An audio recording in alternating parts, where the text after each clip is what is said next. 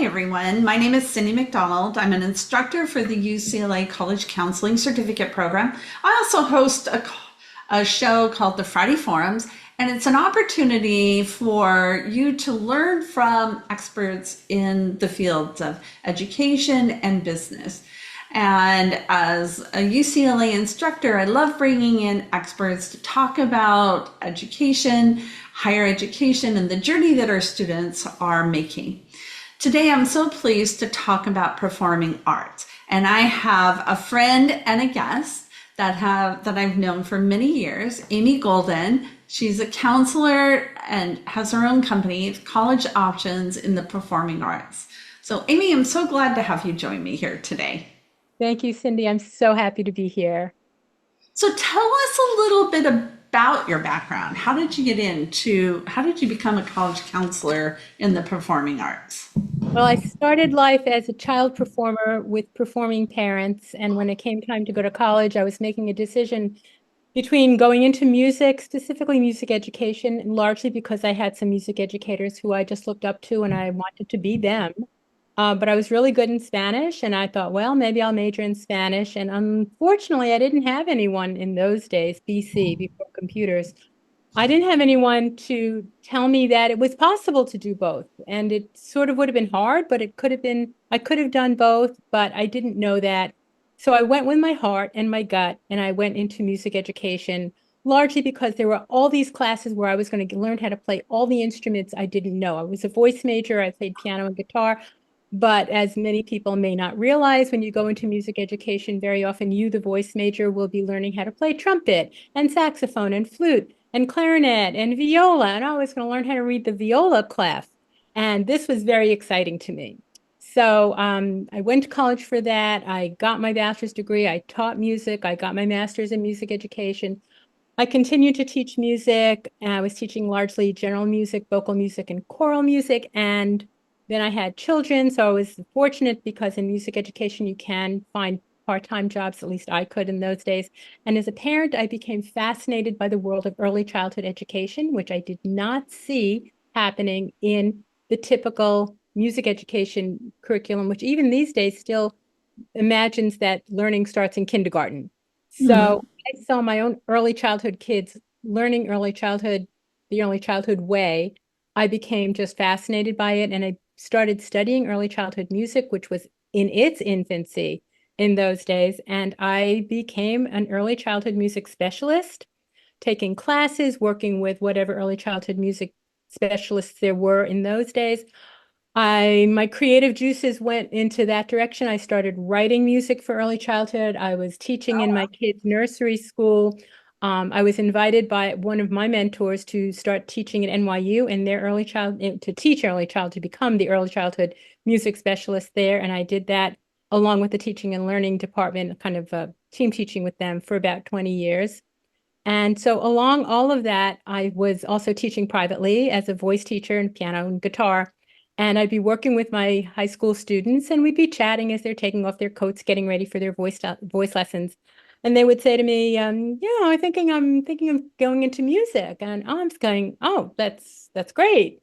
Where are you thinking of going?" Well, my guidance counselor, no aspersions cast on guidance counselors and school counselors, as we call them now, but their school counselors would say, "Well, I don't know too much about music, but I heard that Juilliard's a good school." And so Juilliard, which takes, maybe 12 singers per year, I knew there had to be something else out there. And I started writing to schools and asking for what we used to call in those days bulletins. And a bulletin was a big, thick catalog that nowadays is a website. And I had a shelf full of school bulletins that I was becoming a lending library for my students. Yep. And through the years between them and my own children looking for college and going to college, I saw that there was really a gap in the information that people knew about theater and music. And I had done a lot of theater and theater training and was teaching theater, teaching musical theater, singing. And so I started looking for a master's degree in college counseling, and there was no such thing as a master's degree in college counseling. And I didn't want to be a school counselor. I wanted to focus on college counseling, and lo and behold, I found the UCLA certificate in a Google search. So now this is AC, from BC to AC after computers. And that's how I got connected with the industry and the world of college counseling. And I did my certificate approximately 15 years ago when I've been working on it since then. And that is basically what I bring to the college counseling and the specialty area is all, it's like a synthesis for me of all those things that I did as a performer, as a teacher. And it all came together in the college counseling. So I'm sorry to be long-winded about that.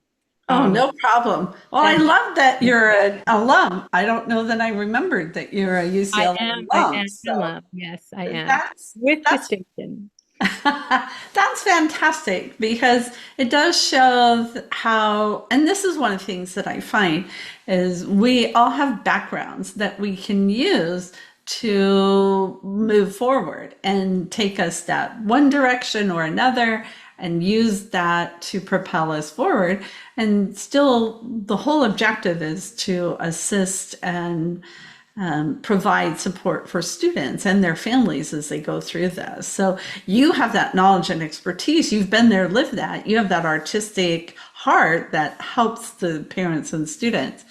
But when parents and students come into your office, I'm guessing that some parents are a little hesitant to have their children go into those kinds of fields. So why study in the performing arts? Are there a lot of jobs there? What do the students do once they graduate with a degree in this area?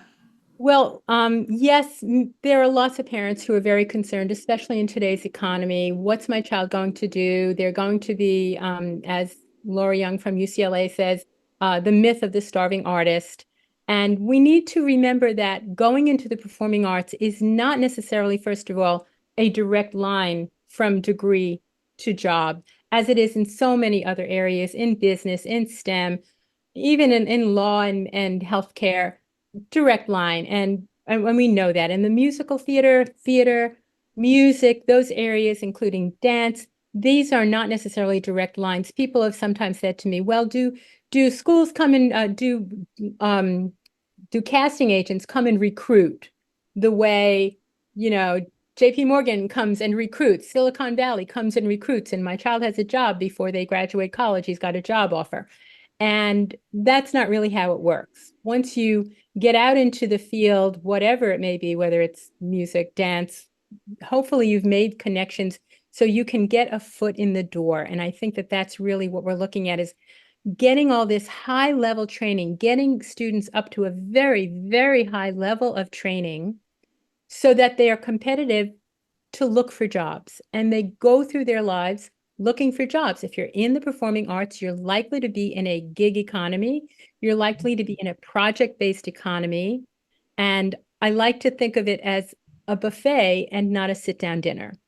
And you go from job to job, you go from dish to dish.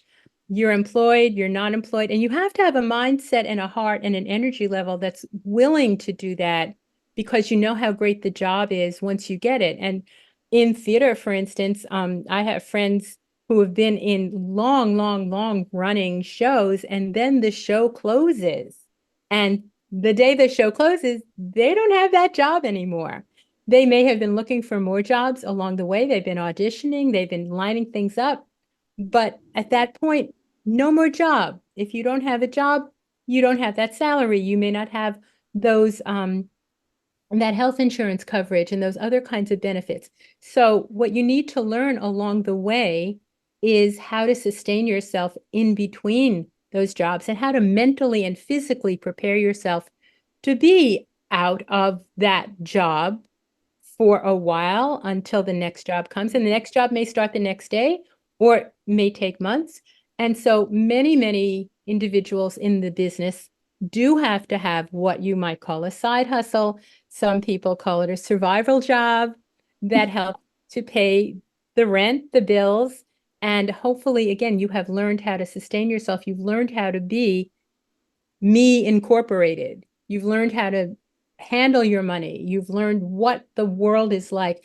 And I think that that's one of the hardest things for students and some adults as well to understand is how to maintain myself in the creative, artistic place that I yearn for, that I burn for, and yet also have almost a wall up between that and the practicalities of paying bills and having enough money to survive and not having to sleep on a friend's couch and eat ramen noodles all the time.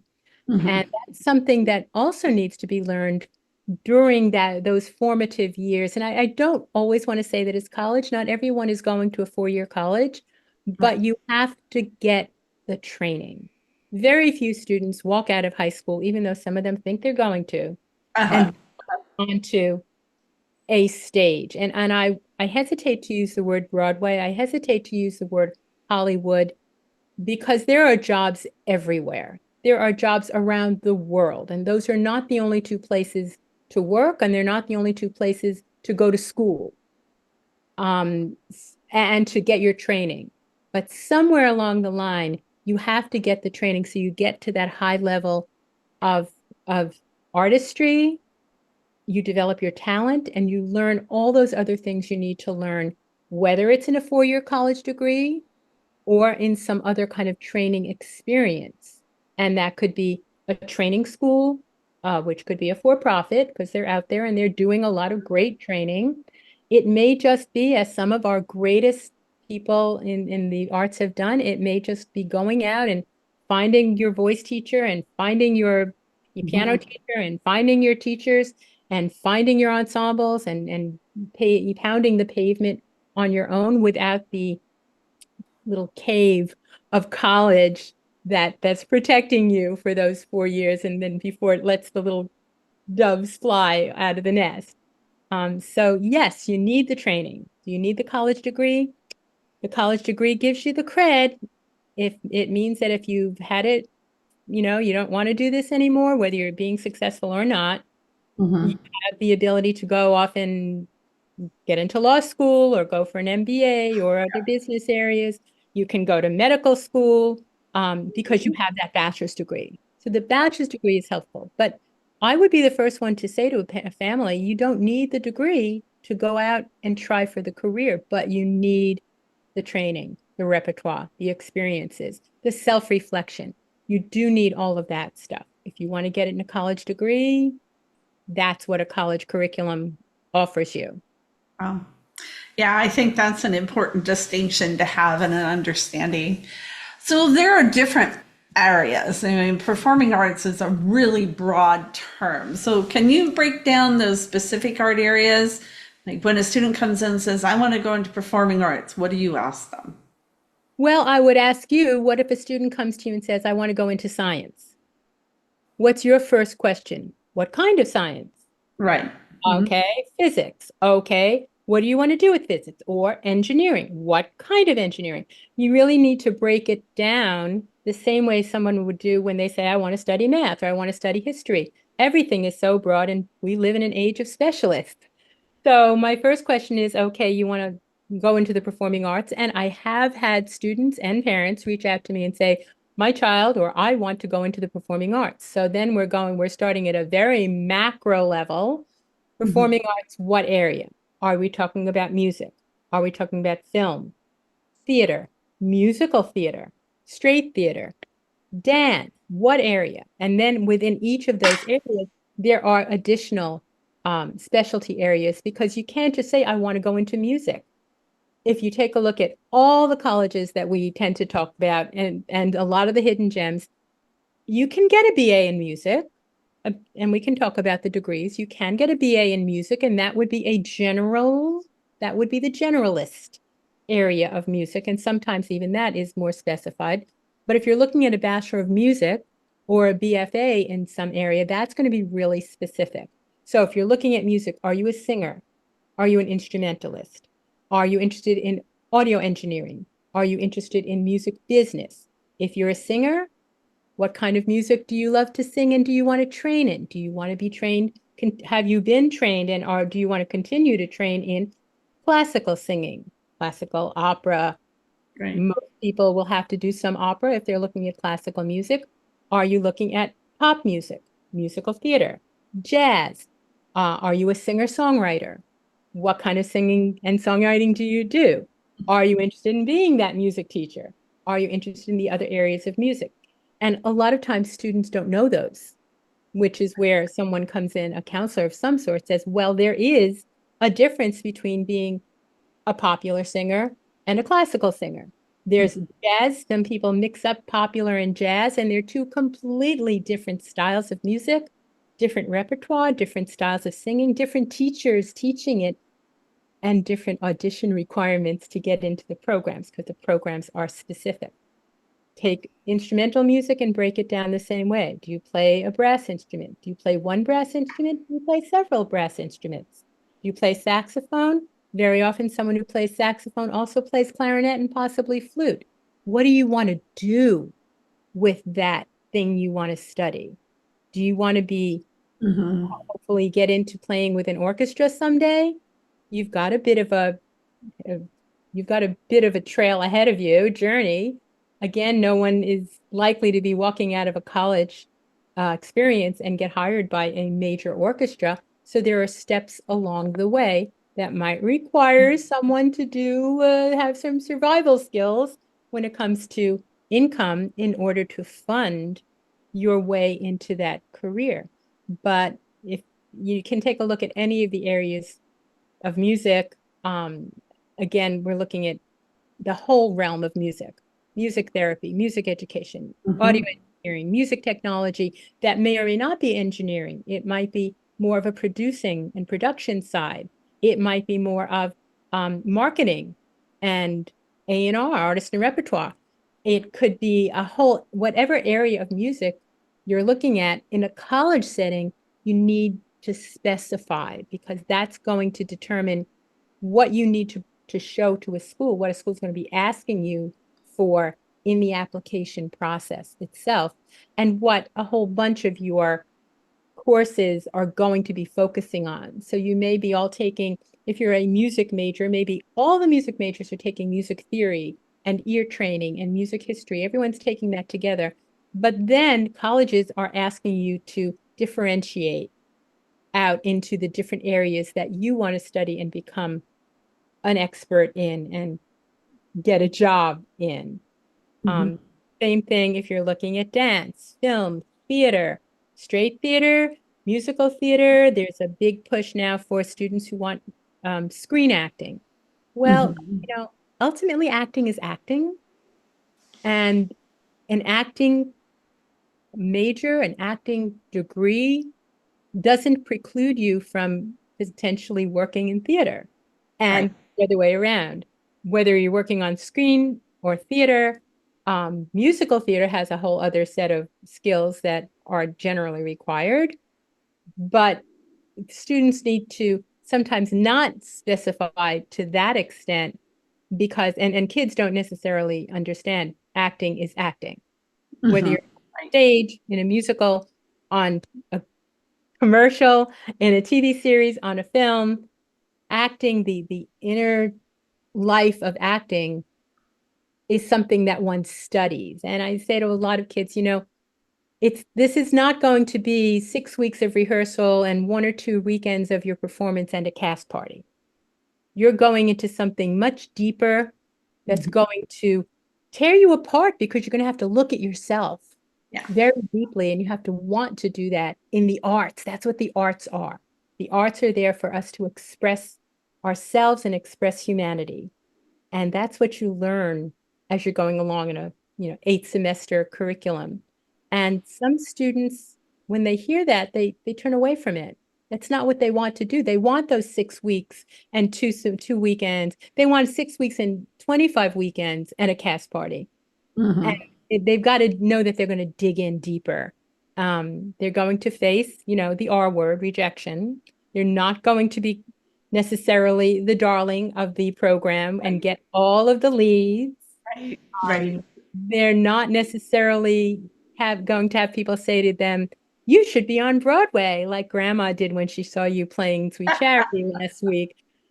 They're going to have to get kind of torn down a little bit so that they can rise up and find their, for lack of a better word, grit, um, and find their themselves and hope that they will be able to match what some casting person somewhere is looking for Hmm. when they go into auditions. And that's what it is. And that's the whole idea of taking these kinds of courses, again, whether you're doing it in a college setting or in some other kind of training experience, you need to go beyond your talent.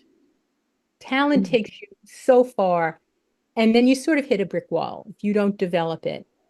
And for students to understand that, they need to be thinking not of the moment of glory of Hmm. singing their song, but how do you do that 8 times a week?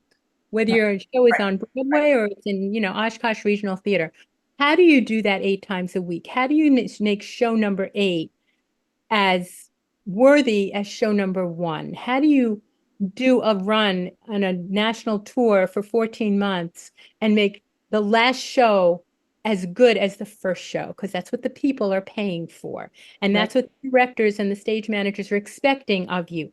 That's where your skill and training come from as well. How do you keep yourself vocally in shape, physically in shape, mentally in shape? You're going Hmm. to you want screen acting. How do you do take number 37? And how do you make it just as strong, even if you're doing some different things, as take numbers 1 through 10 were? And how do you do it again? Because now you have to do it for a close-up. How do you maintain that? That's a muscle and that's a skill that you learn in the training process. And Wow. when students start to think about that, they kind of see it in a completely different way than the fun that it's been. Hmm. And I think that young people need to want to do that. They Right, want to dig into it. And right. that's part of what I try to help them understand. And I think any consultant who's, been through life a little bit would want to make sure that students understand what it is to do whatever their Yeah. particular art Hmm. might be. Hmm. Yeah, yeah. Well, so you've talked about, so when we talk about those specific studies, we've got music, we've got film, you've got theater, you've mentioned that, and then dance. So those are the four areas that are covered in the performing arts, right?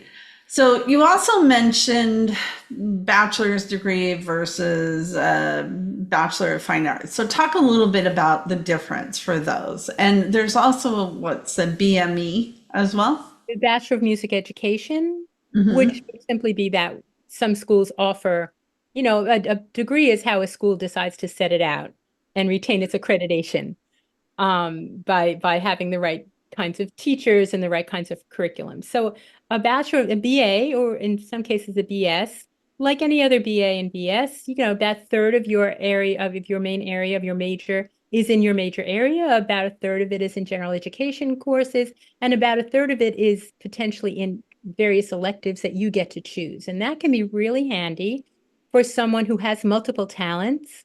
Let's say a singer who plays piano and also plays first violin in their school orchestra and also likes to dance even, or some other kind of area of the arts. That would be someone, a BA could be really great, give that student a lot of core classes, core training in their areas, and they would not have to say, I am going to be a piano major.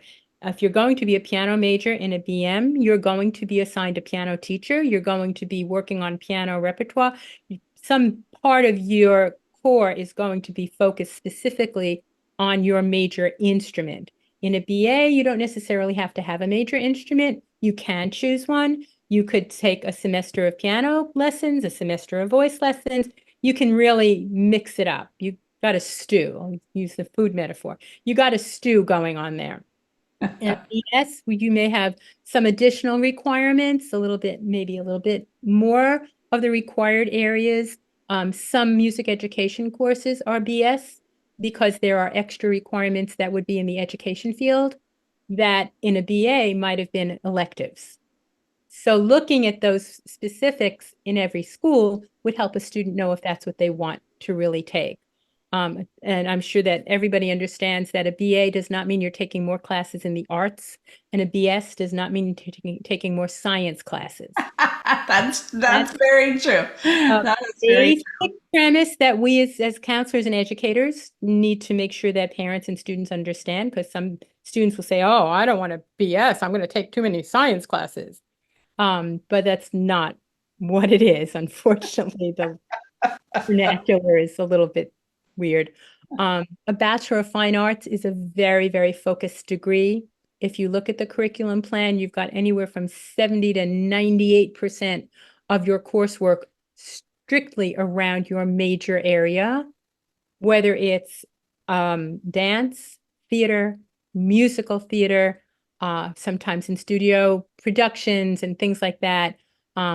You're really, really focusing largely on requirements, which leaves a lot less time for you to make those elective choices. I've seen some programs where a student gets to choose 4 courses through the entire 8 semesters. There are 4 options for choosing an elective, and everything else is a requirement. And so you just don't have that choice. And for some students, that's exactly what they want. And for others, they feel hemmed in by that, and they like a little more leeway in the true. process. And then looking into a BA, they could potentially make those choices for those other things that they want to take and still get the craft and still get the coursework and the training that they're looking for, but they may have to work a little harder with an advisor to choose and find those kinds of courses that they want and they know they need. A Bachelor of Music is kind of like a musical version of a BFA, very, very, very focused, lots and lots of music and music related courses, whether it's in popular music or classical or jazz and singing or instrumental. Um, there are Bachelor of Music programs in the music technology and music business area. There are also Bachelor of Arts and BS, Bachelor of Sciences, in those same kinds of areas that might have a little more flexibility to them. Again, a BME is a Bachelor of Music Education. Some schools simply they label their music education program a BME, and it's that same thing. And again, very, very focused. Mhm. So, what's the difference between doing just college, like a BA in music in a college, versus studying in a conservatory or a concentrated program? Right. That's also a question that a lot of people do ask, and they wonder about, the conservatory is like your BFA on steroids. Um, it's you're in this basically freestanding, standalone program. Um, and that's all you're doing. That's all you're taking. Conservatories will make you take a little bit of college writing, but the people sitting next to you are also artists, musicians. You take some schools that have a number of different kinds of arts programs. So you're all taking them together, but you're still all artists and musicians. So you need to want to be in that all arts all the time kind of environment for living, for studying, for performing, for teaching. And as many of my students will understand when I say, you will be surrounded by those arts egos 24/7. And that's not always only from the students. You are also talking about these very, very high level, sometimes very famous people coming in and being instructors and professors in these schools. And we could be talking about high level, high maintenance egos from the teachers as well. And there are some students that say, I'd like to live with some other people. I don't want that all the time. I want to be in a larger environment, even if it's not a very big school. I want a broader, more breadth, BREADTH, in the student body. I'd like to meet a biology student and a business student, and I'd like to take some of those kinds of courses when I possibly can, especially if someone comes in with credits, gen ed credits from APs or IB program or dual enrollment programs, then there might be some room for someone to take a little more in their own curriculum that could be, I hesitate to say the word double major. I'll barely say the word minor, although those are potentially possible in some instances, but some students really don't want that conservatory kind of all or nothing kind of environment. Also, the conservatories are extraordinarily beastly difficult to get into.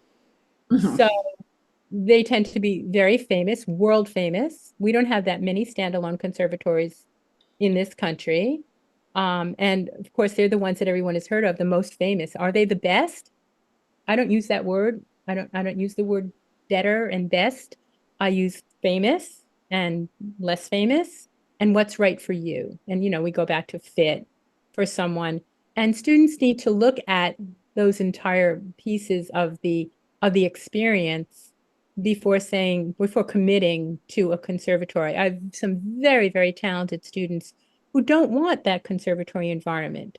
Conservatory doesn't really give you a lot of option if you want to decide to transfer or change Right. major. You're Mhm. you're stuck. I hate to say that. I mean, I love the conservatories for the right students, but you are sort of stuck. They're also very hard to transfer into should you change your mind. Mhm. They will often not accept most of your credits from another school, and you'll have to start as a freshman. All over again. So Mhm. that's something to be aware of.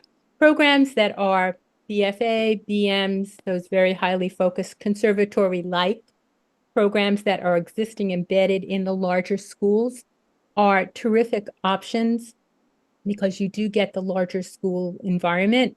You do get to take an English class with somebody who's not in the arts. You have all of those kinds of perks that you have in terms of other kinds of courses and other kinds of people and different, wider groups of clubs. And they make a lot of sense. They're not slam dunks to get into. If you're looking at any BFA or any BM or BME, I would never use the word, well, I don't use the word safety anyway, but I wouldn't even use the word likely for those schools. They are all reaches because now you're talking about not just getting into a school that has a 65% admit rate. You're talking about a program that has a 12 or 15% admit rate. Right. Right. And Right. it's not easy to find those statistics. A lot of performing arts programs keep those statistics close. And while the schools are happy to put them out on all of our iPads and everything else, the musical theater programs and they keep them very close. And then if you're looking at being, let's say, an oboe player, well, how many oboe players can a school take in any one year? How many oboe players can you have in an orchestra? So you really need to be aware of what your interests are and to look at what the school's, I hate to say requirements, but what the school's needs are for the time that you're applying to see if it makes sense to even apply to that school. Well, that makes sense. And then that brings up another question. If that's happening in the US, then is it, what about international? Like, are there other schools and other places that maybe are easier or harder or have different requirements? Because we have students coming from all over the world. So what are their options? Well, our international students coming into our American schools are just as they're just as stuck as the American students, and they have to ultimately show what they've got and apply to schools that are potentially looking for what they've got. The flip side of that are American students looking at international schools. Over the years, I've had more and more students who were showing interest in looking at schools largely in the UK. I think the location and the fact that it's going to be in English is very helpful. Schools in Hmm. the UK, as some of you may know, when you go to school in the UK, you are largely only going into that one area. Yep. You have to Majority of declare your schools major as declare start. your major. And the students in the UK have been in that mindset since middle school. Right. They've been thinking about that. They are pretty sure they know what they want to study. And for our American kids, that's kind of a shock.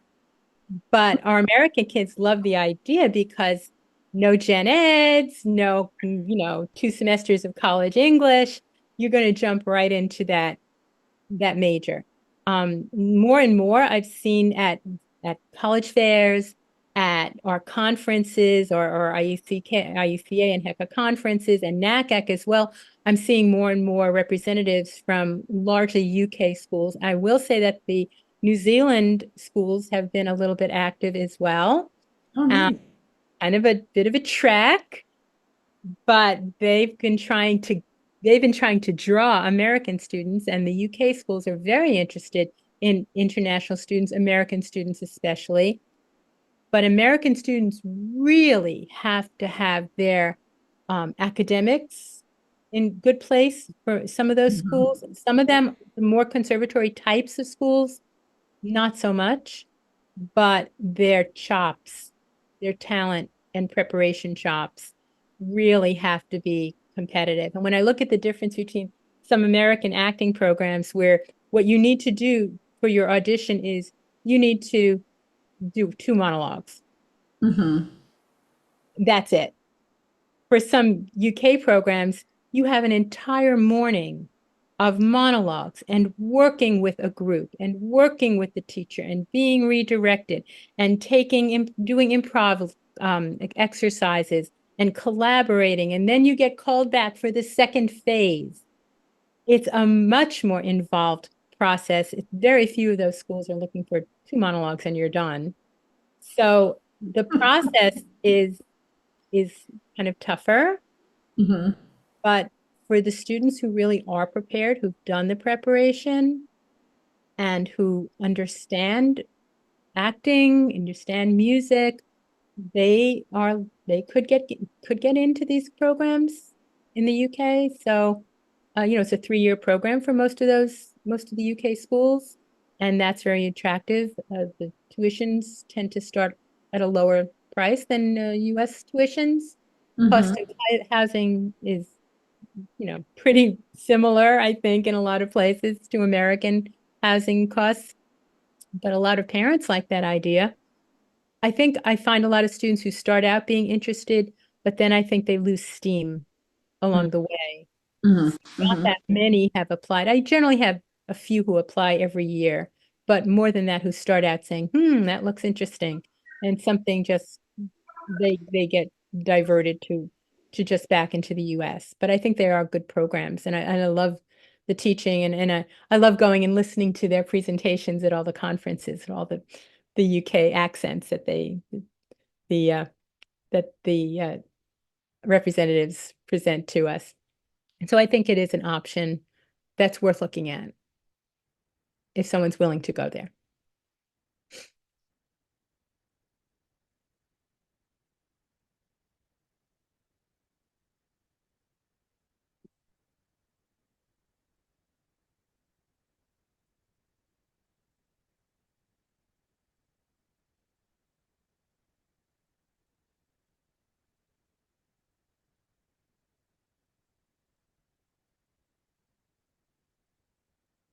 Find the right button. My grandson brought the dogs over. So Oh, I yes, was like, go away. So I'll cut this part out. I'll cut this part out. But figured. um, so I'm glad you were just kept talking. I don't know if you saw the dog coming around my feet. Like there's two of them. All right. Okay.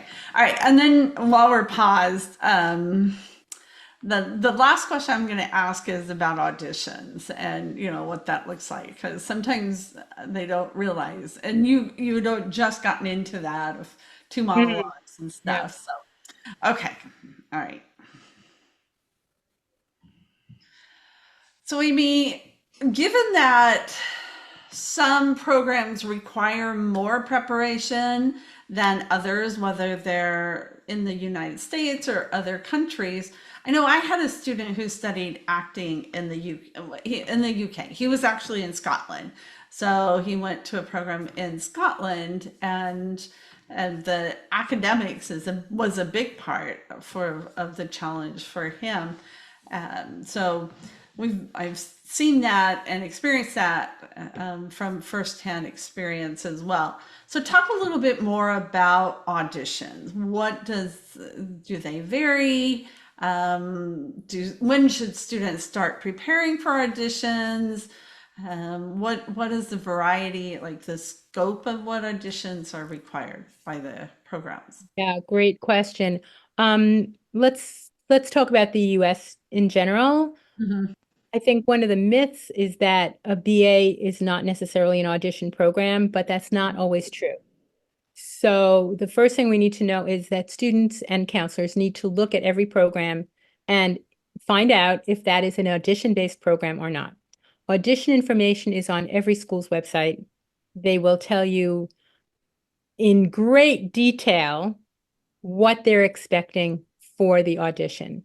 Many schools have pre-screens, which are video auditions that students send in, and the schools determine if they are interested in seeing the student at the next level in the actual audition process.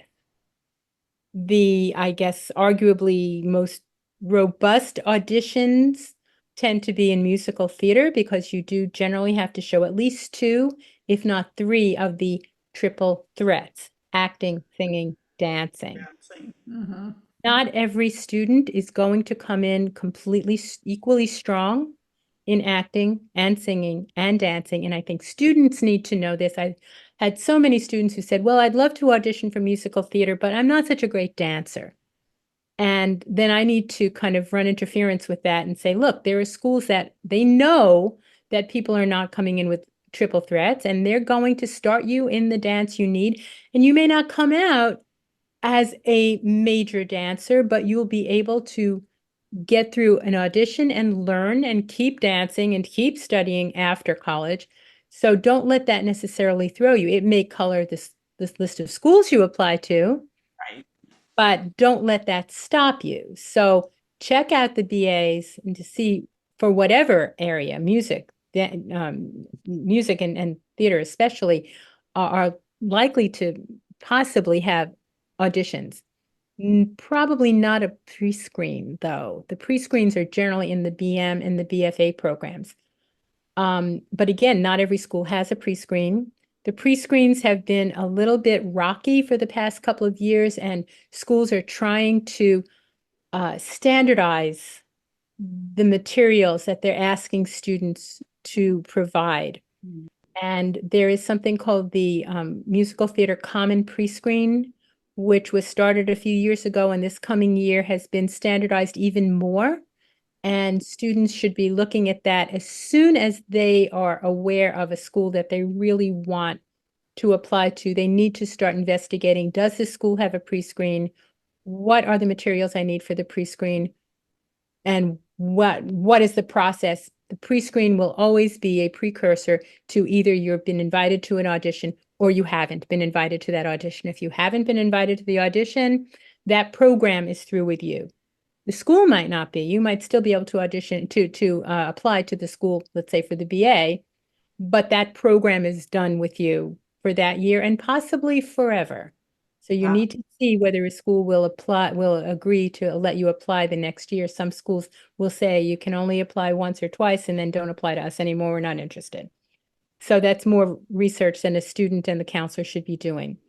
In the musical theater audition, again, singing, dancing, acting, at least two, sometimes three of those. And a student who has been working on their singing, dancing, and acting since since they've been getting the leads in their middle school show, they need to be working, in my opinion, with a teacher, whether that teacher is their teacher in school or a private teacher. They need to be working with someone who's helping them to grow and to be the best they can be at the point they're at. If they're 15, 16, 17 years old, people who are watching your audition are not expecting a 25-year-old voice out of a 17-year-old. They Right. know what 17-year-olds sound like. They know how 17-year-olds dance. And that's what they're expecting. Same thing as, in writing. They know what a 17-year-old essay should look like, and they can tell if it's been overly coached. And auditions are the same thing. When it comes to music, same thing. Less standardization. There's no standardized pre-screen like there is for musical theater. So every school is going to have its own requirements per instrument.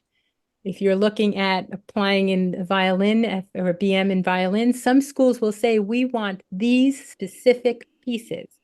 And other schools will say, we want pieces that go sort of like these. They're kind of at this level.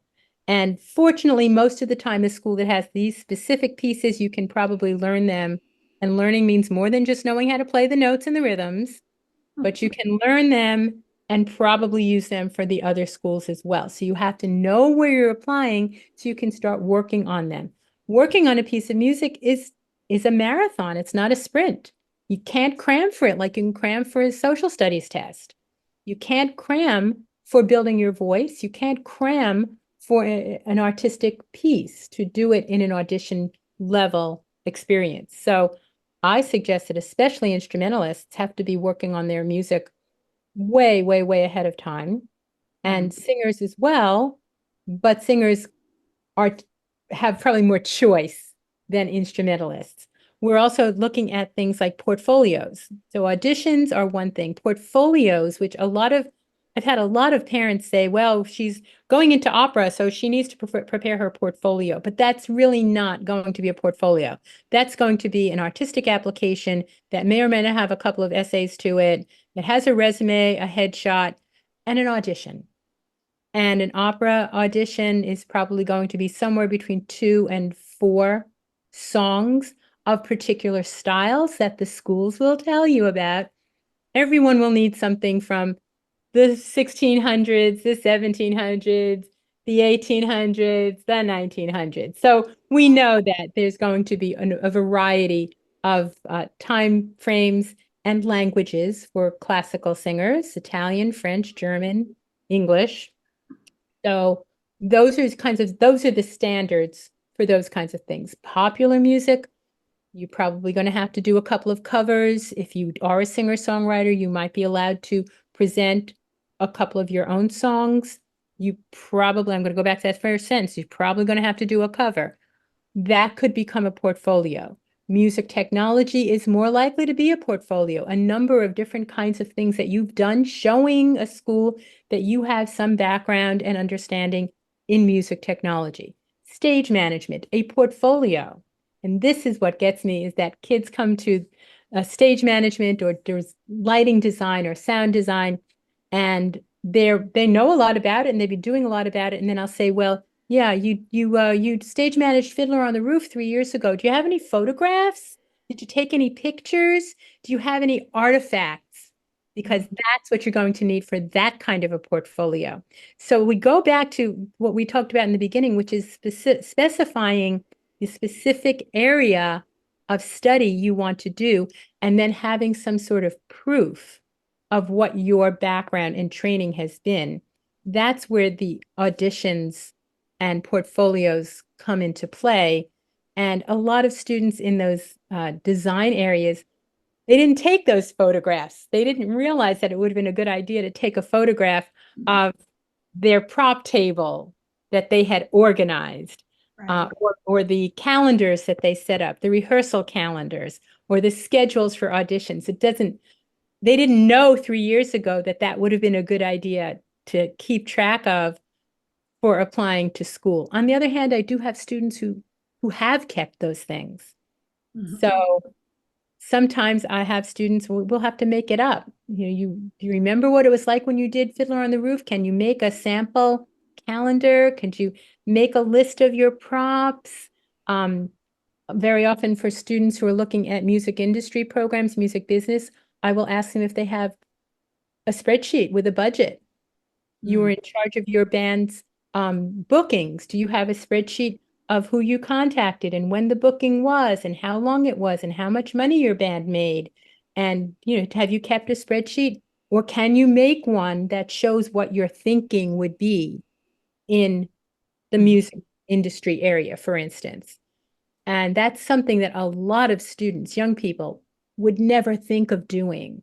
Right, right, It wouldn't even occur to them. Hey, I called that club and they said that we can perform tomorrow night. Let's go. Rather than the organization that shows a college program that someone's really been thinking from the business side of it. right. Um, so So, Amy, do you know, you mentioned like the standardization for the music theater for the auditions. are there organizations or checklists or things that if I counselor and this is not my area of specialty, that I can send students to at least start on the process? Are there professional organizations that I can There, reference? when it comes to getting the college materials together, Mm-hmm. really a good idea to partner with someone like myself, to partner with someone who knows this. Some Mm-hmm. private teachers do know this information, but a lot of times I'll hear other counselors say, well, work with your private teacher. And the private teacher knows where they went to school and they know where a couple of their students went to school, but they don't look at the whole realm of the schools, east to west, north to south, that people like myself who specialize in this area look at. Right. Um, they can be helpful when a student will bring their private teacher a document or a spreadsheet and say, look, this school wants me to sing this, this, this, and this. That's certainly something that they would be doing with their private voice teacher. Or I have to play this and this. You do that with your private violin teacher. Or I have to show this kind of thing. You're working with School of Rock and you're in their music industry recording program and they're going to help you create your document. In terms of standardization, checklists, I do checklists with my own students and I customize that for each student's major in terms of what they're looking to do. So I think that students need to really do that and need to be told that it's something that one does. Um, Mm-hmm. the standardization of the musical theater common pre-screen, I think there are currently about 60 schools that are participating in that. And again, when a student goes onto a website and that's just musical theater, when a student goes onto the website for their musical theater program, that will show up and they can Google that. Google the school I'm looking, name of the school, pre-screen musical theater, and it should take them to something. They must, of course, make sure that they're looking at their application year because Uh-huh. Yeah. students don't take down their previous information. It just keeps sitting there. So students have to make sure they're looking at their application year. So here we are on July 30th. A lot of schools are not opened their information yet. And they might not open on August 1st, by the way, when the Common App does. It may take longer for some schools to announce what their information is. The accepted ACCEPTD platform is used by many, many schools for many, many performing arts programs. And many, many schools, maybe not too many, maybe just many schools have on July 30th already imported their current updated information onto accepted. So that could be for all kinds of music programs, all kinds of theater programs, but a student has to look school by school and they can register and make an account on accepted ACCEPTD and start putting in the schools that they're interested in and see what that information is. Some schools just make that more current sooner Hmm. than their website, and then they update their website. So that's one place that students could look. There's something called the National Unified Auditions, which Mm-hmm. has about 30 of no, I think 26 schools um, participate in the National Unified Auditions, which are largely musical theater and a little bit for straight theater, held largely in LA, Chicago, and New York. On the same, New York will be these 26 schools all gather in New York and hold auditions so students can go and audition for 2, 3, 4, 5, 6 if they're applying to all of the schools that participate in that. So that's, in the realm of things, a lot of students will find that helpful. Most students are not applying to all 26 of those schools. There's a very wide range of what those schools are. Mm-hmm. And you do have to get things in early in order to get those preferred audition spots. Ah, So we recommend that everything be ready to be submitted by, hold on to your seats, October 15th. wow. Yeah. Many performing arts programs just have their regular application deadline November 1st. I'm not even talking about EA and ED. Mm-hmm. Just you have to have everything in by November 1st. But we say don't push up against the deadline. Get your materials in 2 weeks before the deadline. Mm-hmm. Whatever the school's deadline is, get your materials in 2 weeks before. Glitches happen, mistakes happen. We're talking about technology. Things don't get through on time, and you just need to get your stuff out there, and you have the next level ready to go, which is you will receive your portal to your school student account, and then you may be able to actually do your artistic application. So you really have to get everything out there and submitted and be ready to do the next level of application for the BMs, the BFAs, and some of the BAs, which would be an artistic application, which is probably where that pre-screen would get submitted. And for Mm-hmm. some schools, where you might actually submit your actual audition, like a recorded audition might go in through that artistic application. So students will have to do the common application, the common app supplement, and probably an artistic application as well.